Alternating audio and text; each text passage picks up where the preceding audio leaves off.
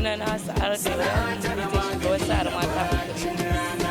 Mun zo ga taro na fuwar ne domin mu baza hajar mu gwadi irin abubuwan da muke saidawa, kuma mu jawo hankalin 'yan uwanmu mata masu son su kasuwanci.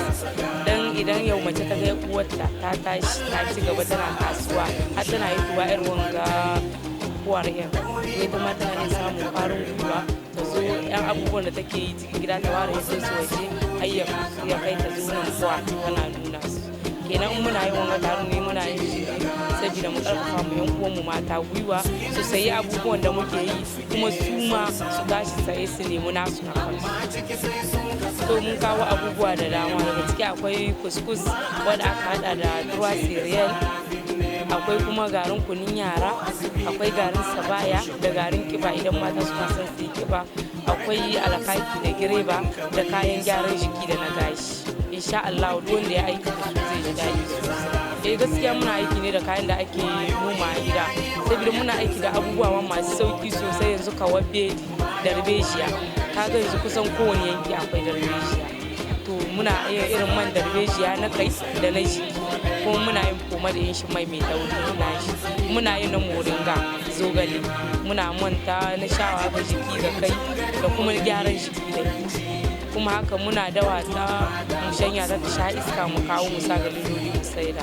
Kenan kaga da abubuwan da muke yi muna yi da abubuwan gida, kuma abubuwan da ke kusa da mu sosai. Muna yin kuskus ɗin waken awara, wake wanga na Hausa, muna yin kuma na alkama, hatsi da dai sauransu. Duk da su dai ne muke haɗa su dawa su alkama da masara. Gaskiya mun samu saboda kofo na kofar da shirya wanga kowar ta ba mu horo maradi akan kuskus a tuwa cereal, kuskus ta shinkafa da kuma garin kunun yara. Gaskiya duk mun samu horo kuma mun ƙara samun experience za mu cewa, dan dai gaskiya ya ƙara da mu sosai. Ni yanzu haka mata musamman mata aure na cikin gida ina zuwa har cikin gida in koya ma mace kenan yadda za a yi ita ma ta samu ta samu alheri ta kula da yaranta. Kuma irin wannan koyi ta yi ma haka, ko ba ka saida ba ka sha da kanka ko ka yi ma ɗanka kin kaga ai mutum ya ƙaru. To gaskiya ina kira ga 'yan uwan mata akan su tashi tsaye, su tashi su nema. Yanzu kwanci ba namu bane ba.